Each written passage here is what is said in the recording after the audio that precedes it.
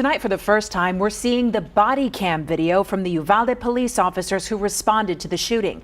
Even though this video does not show anything inside the classrooms or any victims, we do want to warn you this is graphic content. Now, the footage you're about to see right now shows the moment when officers were notified by dispatch that a student called 911 saying he was in a classroom full of victims.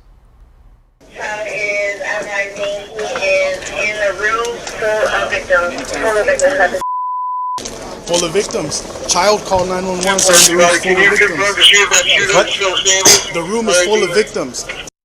Just got wrenching watching that video. Now, Uvalde's Mayor Don McLaughlin says the body cam video from Uvalde police provides further context to the hallway video released last week. KENS 5 reporter Troy Kless breaks down the videos. And again, we do want to warn you, some of the footage is hard to watch.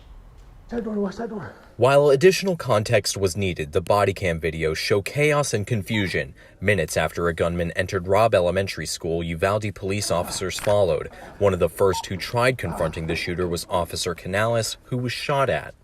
Am I bleeding? The officer retreats and passes who appears to be Officer Ruben Ruiz, husband of slain teacher Eva Morales. The body cam video shows more of what occurred inside and outside of Robb Elementary School. Officer Canales tries to encourage his colleagues to confront the shooter.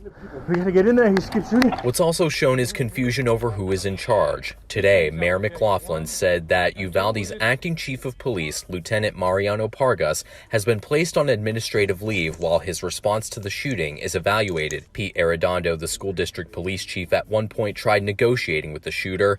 Police were also seen in the videos taking kids out of classroom windows.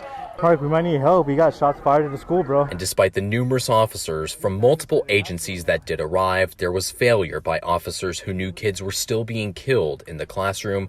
According to Uvalde Mayor Don McLaughlin, there's no question there was a failure of command that day, inside and outside that school district. No question.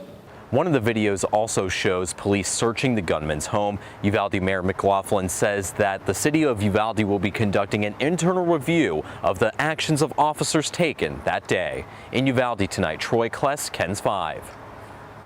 Now, the report also said there was a history of ignoring early clues about the shooter. According to the report, he had never fired a gun before the shooting, but glorified violence online. The report saying, quote, the attacker developed sociopathic and violent tendencies, but he received no mental health assistance. Authorities say he had no criminal history before the attack. We're also learning tonight the effect of migrant bailouts on the Uvalde shooting. Uvalde sits about 50 miles east of the Mexico border. District leaders told the committee from February of this year to the day of the shooting, they had 47 lockdowns, and 90% were because of bailouts, which is when officers chase a car with suspected migrants. Then the car purposely crashes and people scatter to avoid being arrested. So because of these frequent and less serious bailout-related alerts, the committee says teachers and administrators responded with less urgency on May 24th, and the reaction by everyone, including law enforcement, was that it was likely another bailout. Coming up at 10:30, we'll tell you how school technology delayed the lockdown alert at Robb, which means some teachers were not notified. Of course, there's so much to unpack from this report. You can read the full report for yourself by just going to KENS5.com. We will, of course, continue to cover this developing story throughout tonight and through our morning newscast beginning tomorrow at 4:30 a.m.